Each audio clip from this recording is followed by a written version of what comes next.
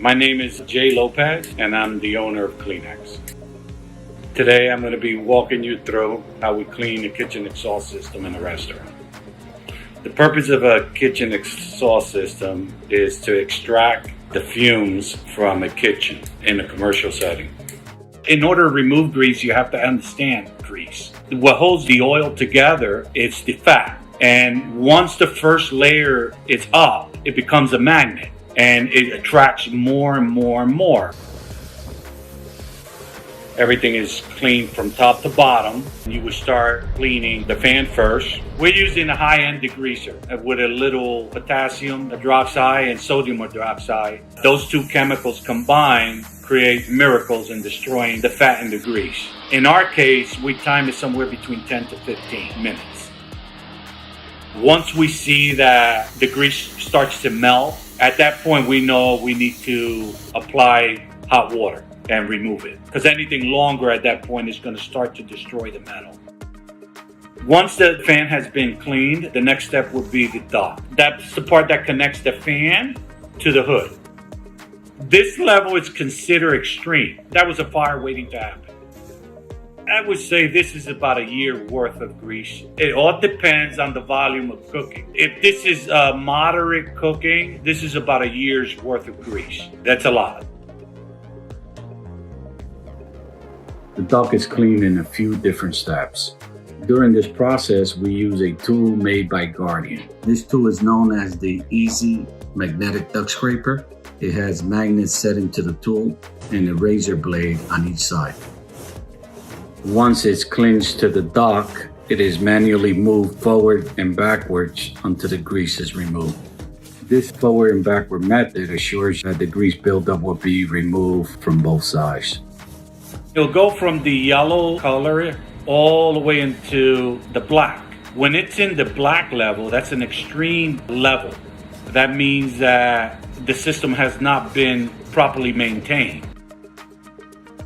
In these types of designs, we'll use duct spinners and duct brushes. The duct spinner is designed to self-rotate within a protective cage and spray water at high speed, which dislodge buildup from the metal duct.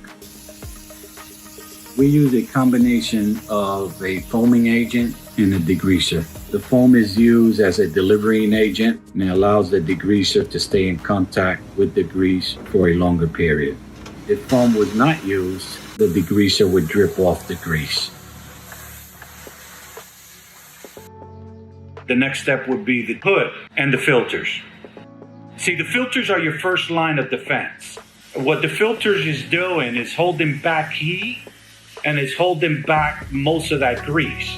When the filters no longer can hold the grease, and once that grease starts getting heat and melting, you have the potential of that grease dropping into your food, and at that point, it's a health issue. I've seen restaurants been shut down by the health department for not cleaning their hood. I've seen restaurants been shut down by the fire marshal for not maintaining their hoods. We take precaution in protecting the area from contamination. We use 2 layers of plastic sheeting in order to protect the appliances from coming in contact with any chemical. The second layer of plastic sheeting is wrapped around the hood, and then a funnel is created. The funnel is used to drain the chemical, grease, and water into the plastic containers. The plastic sheeting also serves as a protective barrier in preventing the chemical from coming in contact with the food preparation area. Once we're completed and the plastic sheeting is removed, we'll conduct a fresh water wipe down and recommend to the client that they do the same prior to preparing any food. According to NFPA 96, which is the agency that regulates this industry, the frequency of cleanings depends on the style of cooking you're conducting and the frequency of cooking. For example, if you cook with solid fuel is basically cooking with charcoal. Those are 30-day mandatory cleanings because they produce a lot more grease, and the ambers that come from the solid fuel can ignite the grease.